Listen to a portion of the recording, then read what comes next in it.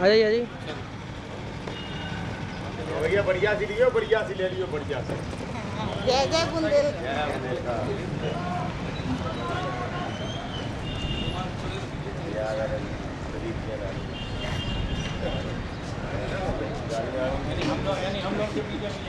और कैसे होगा भाई साहब? कभी हुआ है आपके भी ना? आप आ गए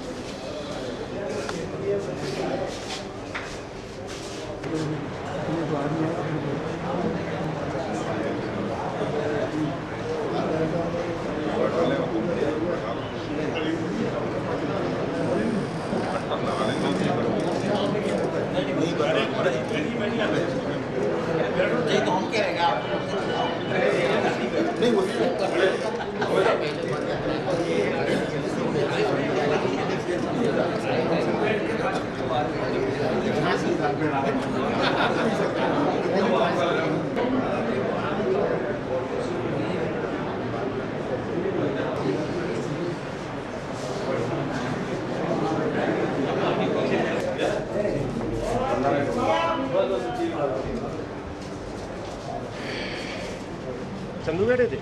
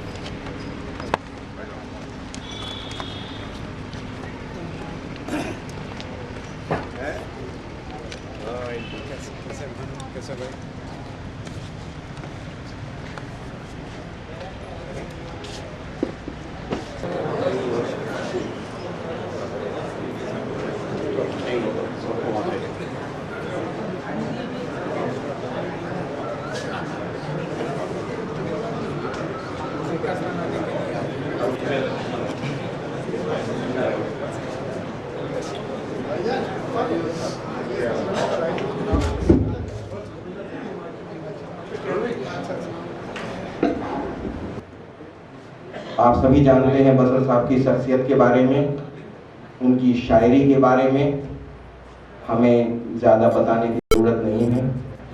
केवल झांसी और बुंदेलखंड की बात नहीं है, प्रदेश और देश के स्तर पर बसर साहब की शिनाख्त उनकी शायरी के लिए थी। उनकी आवाज़ को दूर से पहचाना जाता था।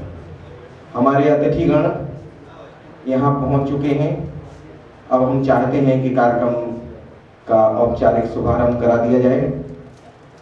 मैं मंचासीन अपने अतिथिगणों को कराना चाहता हूँ एक एक करके। जब मुख्य अतिथि आज के यशोवर्धन गुप्त जी, जो संपादक हैं दैनिक जागरण के, हमारा सौभाग्य है कि हमारे बीच में है। बहुत व्यस्त समय में से कुछ समय उन्होंने निकाला है, हम उनके आभारी हैं।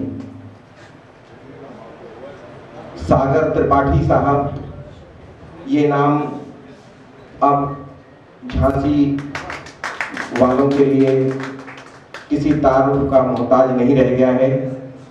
आपने 3-4 बार उनको यहाँ झांसी को आ चुके हैं। सबसे पहली बार दैनिक जागरण ने एक मुशायरा किया था अखिल भारतीय, उसमें सागर साहब की शिरकत पहली बार हुई थी।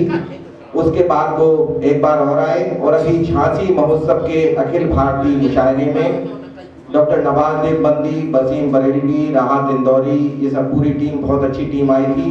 तो सागर साहब भी उसी का एक हिस्सा थे। अंतर्राष्ट्रीय स्तर के शायर हैं।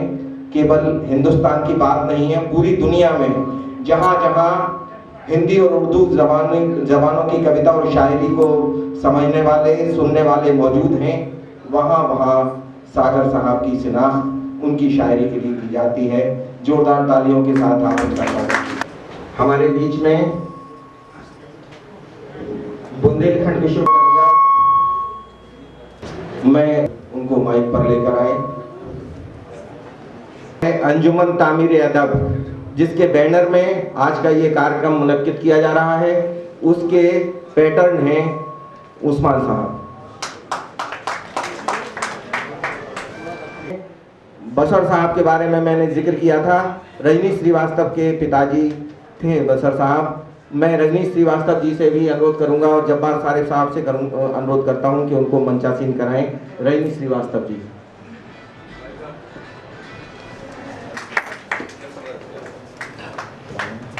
हमारे बीच में प्रदीप सारिफ साहब से और दानिश साहब से गुजारिश करूंगा कि वो हमारे माननीय अतिथि प्रदीप जैन आदित्य साहब को यहाँ मंच पर लाएं।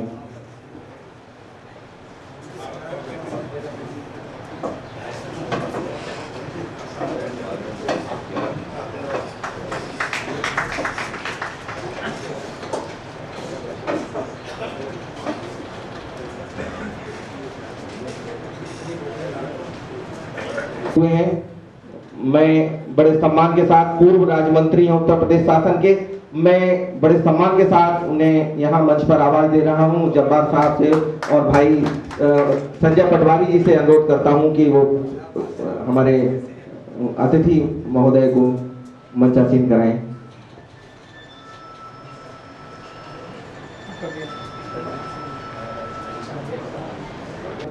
मंच पर आ चुके हैं।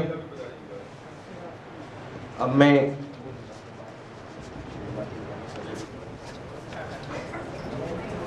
श्री यशोवर्धन गुप्त साहब माल्यार्पण कर रहे हैं सरस्वती के चित्र पर। सागर त्रिपाठी साहब और हमारे प्रदीप भाई वहां मौजूद हैं।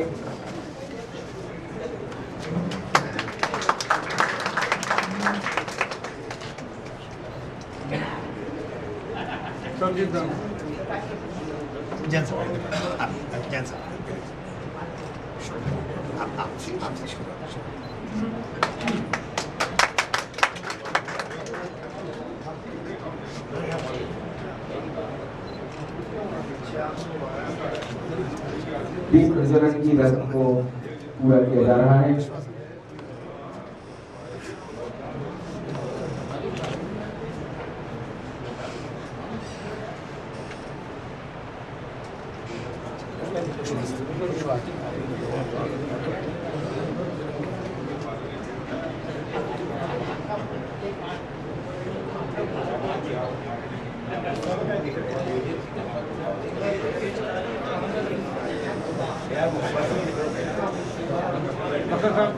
माला दे दी।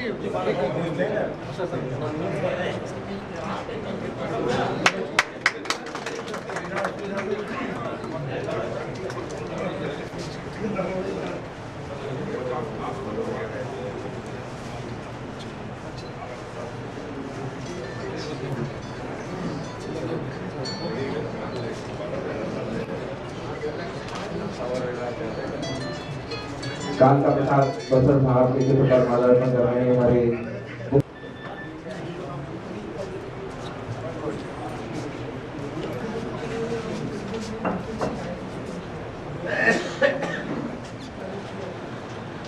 मैं भाई मोहन नेपाली जी से अनुरोध करना चाहता हूं कि वो यहाँ आए और हमारे सागर त्रिपाठी साहब जो बॉम्बे से तशरीफ लाए हैं उनको बैज अलंकरण करके उनका स्वागत करें। यशोवर्धन जी का बैज अलंकरण करके स्वागत कर रहे हैं हमारे जीपी तिवारी अरमान साहब।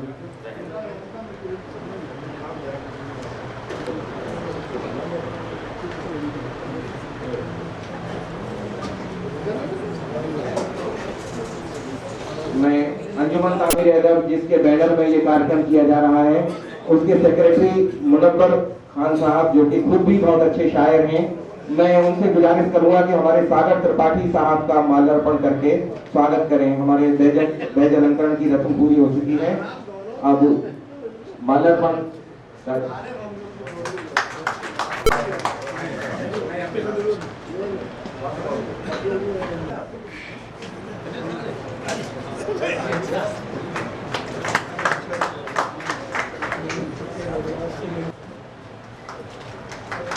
राज्य कर्मचारी रजिस्ट्रार यूनिवर्सिटी के उस्मान साहब का माल्यार्पण करके स्वागत करें। तामीर अदब के जिसके बैनर में ये कार्यक्रम किया जा रहा है, उनका माल्यार्पण करके स्वागत करें। भाई हरगोविंद कुशवाहा साहब, जो यहाँ एक कार्यक्रम आयोजित किया गया था जिसमें सागर त्रिपाठी साहब भी मौजूद थे और उनकी किताब का रस्म इजरा किया गया था। क्लास फेलो रहे मैं बात करें।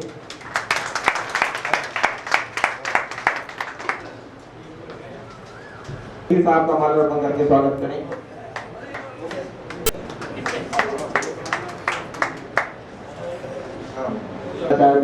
एक और पहनाएंगे। हमने ये जो कार्यक्रम है, जैसे कि आप सब जानते हैं कि बसर साहब के लिए इसका नाम ही है यादे बशर। इसमें 3 चरण है कार्यक्रम के। एक तो मुशायरा है जो यादे बशर मुशायरा जैसे आप देख रहे हैं बैनर पर, और दूसरा इसमें 3 कृतियां हैं, 2 गजल संग्रह हैं। एक हमारे जमील साहब हैं जो मंच पर बैठे हुए हैं, उनका गजल संग्रह है इस्तराबे इश्क। इस्तराबे इश्क कहते हैं इश्क की बेचैनी, मोहब्बत की बेचैनी, उसका विमोचन है। उर्दू में है वो किताब, और उत्तर प्रदेश फखरुद्दीन अली आनंद ले सकते हैं। और तीसरी जो कृति है वो है यादे बशर, जो मुशायरा है उसी का एक हिस्सा है, इस्मार का सुवनियर है, उसका भी विमोचन यहाँ किया जाना है, जिसमें कि बसर साहब से मुताल्लिक तमाम जानकारियां हैं। और खास बात यह है कि बसर साहब की शख्सियत के बारे में आप लोग जानते हैं, जागरण में एक बहुत बड़ा आलेख उनके बारे में छपा था अभी उनकी डेथ के बाद, जिसमें सारी चीज लिखी हुई थी। ये जो निदा फाजली साहब हैं, बहुत बड़े शायर हैं और फिल्मी गीतकार हैं, एक जानकारी दें। नमस्कार। अंजुमन तामीर अदब द्वारा ये जो कार्यक्रम आयोजित किया जा रहा है, ये उर्दू साहित्य की उस कड़ी का एक हिस्सा है जो मेरे फादर कालका प्रसाद बसर साहब ने शुरू की थी। पहले रेलवे में नौकरी करते रहे, 1983 तक थोड़ी बहुत शायरी यहाँ वहाँ करते रहे। उसके बाद उन्होंने अंजुमन तामीर अदब संस्था जो है, इसके साथ मिलके उर्दू की शायरी को और उर्दू ज़बान को आगे बढ़ाने की कोशिश की। मैं उसी सिलसिले को आगे बढ़ाने के लिए राजकुमार अंजुम साहब के साथ मेरी इस बात में चर्चा हुई। उन्होंने कहा एक छोटा सा कार्यक्रम हम लोग करना चाहते हैं, और मैं इस कार्यक्रम के लिए बहुत दिनों से इंतज़ार कर रहा था। इस बीच व्यस्तता कुछ ज़्यादा रही, इस वजह से विलम्ब होता रहा। मुझे बहुत दुख हो रहा है और मेरा गला थोड़ा में जल रही हैं, प्यार जिंदा है। अभी आंखों की शम्में जल रही हैं, प्यार जिंदा है। अभी मायूस मत होना, अभी बीमार जिंदा है। जब तक रजनी श्रीवास्तव जैसे लोग हमारे बीच में हैं, अदब इसी तरह से उसकी शम्म जो है वो झिलमिलाती रहेगी, बुझ नहीं सकती, मध्यम नहीं हो सकती। मैं बहुत शुक्रगुजार हूँ रजनी श्रीवास्तव साहब का। मैं बहुत शुक्रगुजार हूँ दीदी हमारी चंद्ररेखा सिंह जी। मैं उनके पास गया था परसों, स्वास्थ्य उनका बहुत अच्छा नहीं है, लेकिन फिर भी हमारे हर कार्यक्रम में उनकी शिरकत रहती है। वो यहाँ हमारे बीच में आई हैं अपना कीमती समय निकालकर, और कीमती समय से अधिक अपने स्वास्थ्य को दांव पे लगाकर, क्योंकि उनको डॉक्टरों ने मना किया है बहुत ज़्यादा बाहर निकलने के लिए। मैं प्रीति श्री रजनी जी की धर्मपत्नी है, मैं आपको बता दूं।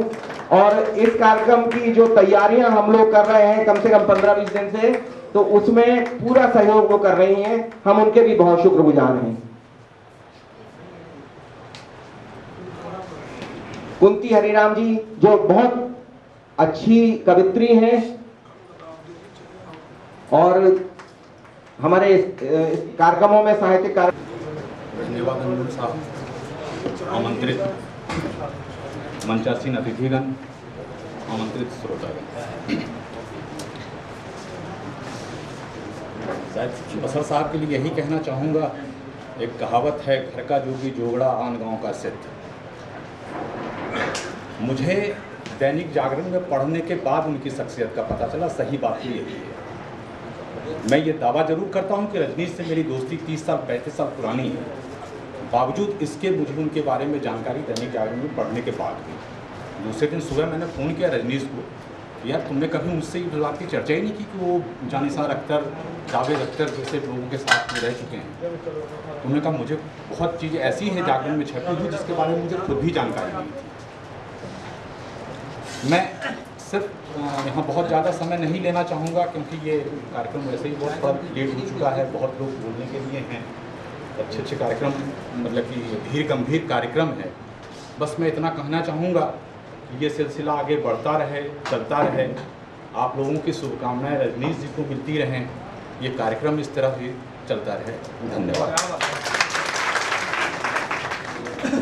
संपादक जैसे मैंने बताया था दैनिक जागरण के हैं, और उन्होंने ये खूबी हमारे जो संपादक हैं, एडिटर हैं यशोवर्धन गुप्त साहब, उनसे अडॉप्ट की है कि बहुत कम बोलना और बहुत सारगर्भित बोलना। उन्होंने बहुत थोड़े से शब्दों में जितना अच्छा बोला है बसर साहब के बारे में। ये बात बिल्कुल सही है कि एक आर्टिकल बसर साहब की डेथ के बाद जागरण में प्रकाशित हुआ, और उस आर्टिकल में ऐसी कुछ बातें थीं जो कि रजनीश जी भी जिनसे भिज्ञ नहीं थे, क्योंकि हम लोगों का साथ बहुत लंबा साथ रहा है बसर साहब का, और घंटों हम लोग बैठा करते थे। तो अतीत जो उनका था उसको जितना ज़्यादा हम लोगों ने ज़्यादा से ज़्यादा जानने की कोशिशें की हैं, और वो बातें उस आर्टिकल में थी। जावेद अख्तर साहब, जिनको कि आप सभी जानते हैं, शबाना आजमी के हस्बैंड हैं, बहुत अच्छे। शोले जो फिल्म आप जानते हैं कि उन्होंने ही लिखी थी सलीम जावेद के साथ, और सलीम जावेद की जोड़ी जो अब बहुत मशहूर थी, सलीम के साथ उन्होंने वो फिल्म लिखी थी। और मतलब ये कि नस्र में और नज्म में, प्रोज और पोइट्री, ऐसा साहित्यकार जिसका कि दोनों विधाओं पर कमांड हो, ऐसा बहुत कम होता है। जावेद साहब उसी कोटि के, उसी श्रेणी के साहित्यकार हैं। और बसर साहब हमें बताया करते थे कि बचपन में जावेद साहब की जो माँ थी सफिया बेगम, जानिसार अख्तर की पत्नी, तो वो उनको जादू कहकर बुलाती थी जावेद को। और अभी हमने जावेद साहब से जब इसके लिए, स्मारका के लिए बात की, एक उनका मैसेज हमें चाहिए था, तो हमने उनसे पूछा, हमने कहा हम बसर साहब का कुछ डिटेल आपको भेजना चाहते हैं आपके पास। हालांकि उनकी किताब है ज़ेरे लब, जो कि उनकी माँ ने लिखी है, सफिया बेगम ने। हमने कहा उसमें कुछ मिल जाएगा डिटेल आपको, लेकिन हम कुछ और भेजना चाहते हैं ताकि आप अच्छे से मैसेज हमें भेज सकें। तो उन्होंने अपना ईमेल जो हमें दिया, उनका ईमेल है jaduakhtar@gmail.com। हमें सुन के बहुत अच्छा लगा कि जो बचपन में उनका नाम 1.5 साल के जब वो थे और उनकी माँ ने रखा था, उन्होंने आज तक उसको मेंटेन रखा है, और जादू अख्तर के नाम से उनका जो ईमेल है वो है। ऐसे ही निदा साहब का भी बसर साहब से बहुत गहरा रिश्ता रहा है, चूंकि हमने बताया ग्वालियर के हैं निदा साहब, उस वक्त वो वहीं थे ग्वालियर में जब ये रहा करते थे। बहरहाल अब मैं, ये हमारे सारी जो औपचारिकताएं थी वो पूरी हो गई हैं, और अब चाहता हूं कि इसका औपचारिक शुभारंभ कार्यक्रम का हो जाए।